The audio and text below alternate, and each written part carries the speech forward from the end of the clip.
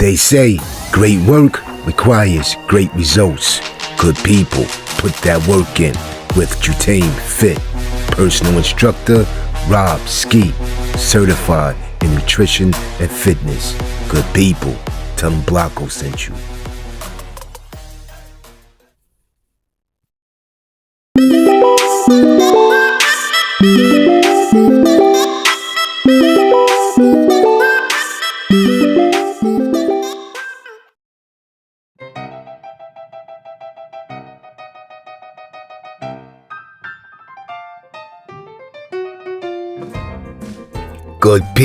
Good people, what's rockin'?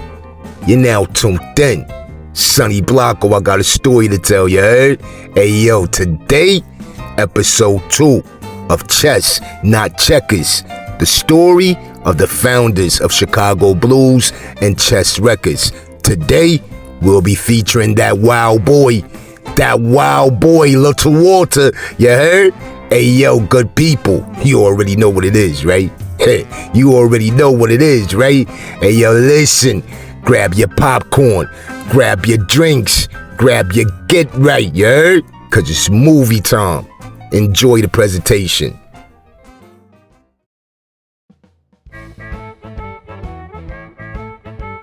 Chess, Not Checkers. The story of the founders of Chicago Blues and Chess Records. Listen, in episode 1, I gave you the father, right? Muddy Waters. Alright, so listen, if Muddy is the father of Chicago Blues, then Little Walter's your favorite uncle, right? The two of them went hand in hand, a guitar and a harmonica. Batman and Robin, Mike and Scotty, Shaq and Kobe, Muddy and Little Walter. Mister, there will never be a Little Walter. Born Marion Walter Jacobs, May 1st, 1925, in Markville, Louisiana. Now Walter didn't know his father at all and had a tumultuous, to say the least, relationship with his mother. He often would say, quote, "I don't have a mother at all," end of quote.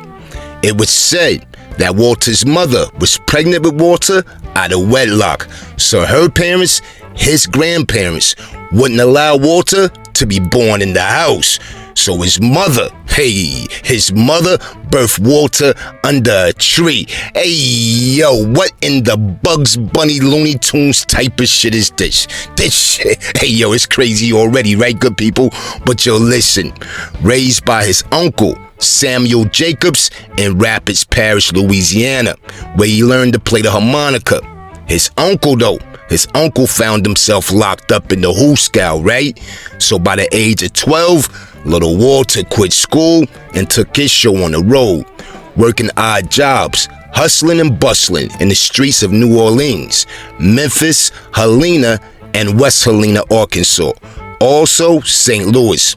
But the whole time, boy was honing his skills on the harmonica and the guitar, performing with older bluesmen such as Sonny Boy Williams II, Sunnyland Slim, Honey Boy Edwards, and a host of others.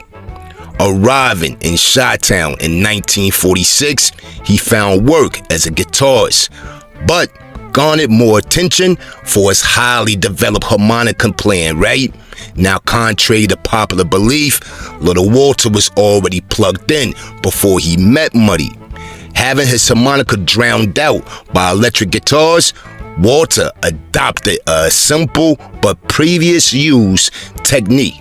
He cupped a microphone along with his harmonica in his hands and plugged the microphone into the guitar amplifier.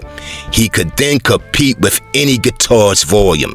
As I said, this was a previously used technique by cats such as Sonny Boy Williamson and Snooky Pryor, but they just used it for the volume. Walter purposely pushed his amps beyond its so-called limitations, exploring new sounds, tones, and effects. Sounds and effects that only Little Walter could pull off. This became his much sought after sound, the sound that helped made Chicago blues. It was said that Walter was a true ladies' man, knocking them down left and right. Along with being a ladies' man, he had a hell of a temper, ready to fight at the drop of a dime. Whether he could whip you or not, if you wanted to smoke, well, let's say Little Walter had a whole smokehouse, you heard? For example, it was once said that a young lady, after the joint was closed, she wanted to hear more music, right? So she went into her purse. She only had $3.50. She gave Muddy, the leader, $2. Next was Jimmy. She gave Jimmy $1. And Little Walter, she gave 50 cents.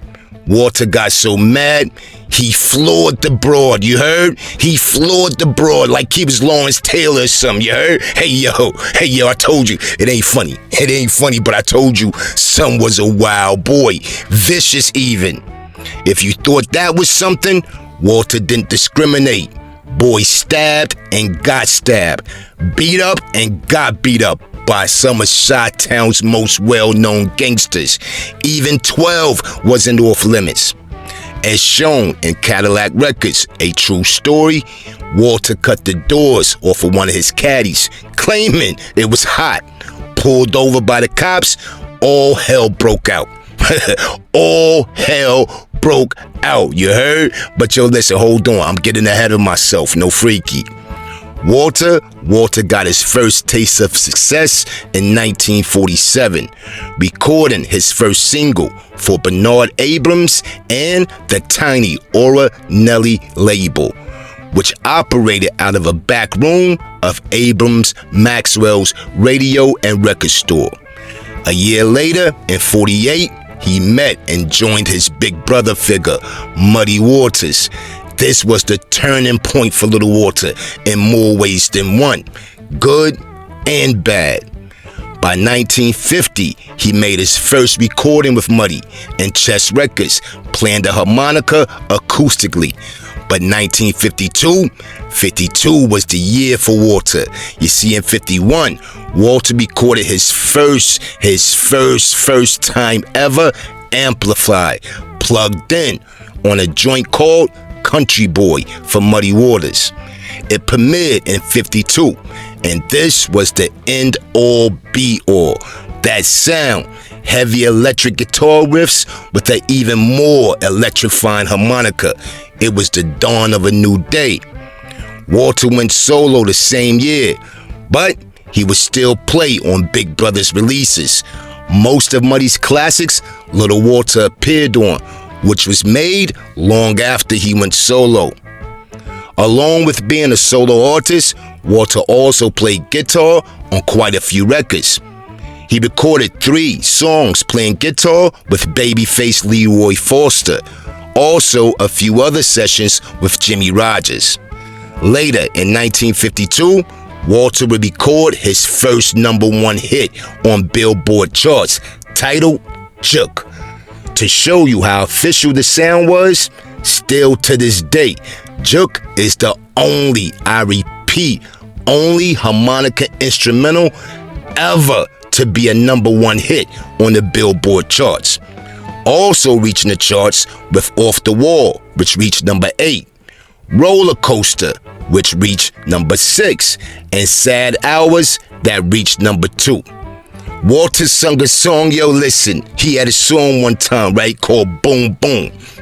The lyrics of the song was this: if I ever catch you, boom, boom, boom, boom, out goes the lights. What type of madness is this, yo? But you listen, the song was about a young lady who left Walter for another dude, right? Listen, I don't think Boy was playing.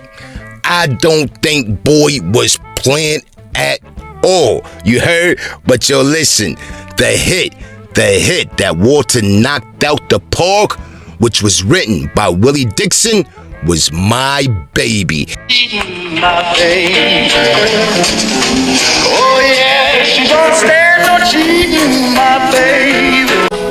My baby don't stand no cheating, my baby. Oh that was the joint right there. I mean, son got it in his bag on that one, you heard? Hey, yo, episode 2. Little Walter. I hope you enjoyed. Now, good people, I know these are short episodes because the band was called the Headhunters. No freaky, no freaky, the Headhunters, right? But anyway, the band was called the Headhunters, right? It was 3 of them, Muddy, Jimmy, and Walter. So we're going to tie the stories in and then get into the story of the Headhunters and Chess Records. But episode 3, we'll be introducing Willie Dixon, who wrote major hits for Chess Records. Every artist that came through Chess Records, Willie put his pen game on, you heard? Boy was dumb talented. He was dumb talented. If you ever seen Cadillac Records, he was portrayed by Cedric the Entertainer. Good people, I hope you enjoyed, right? Hey, yo, listen, tell a friend to tell a friend. You already know it's good work over here, you heard? Good people, easy.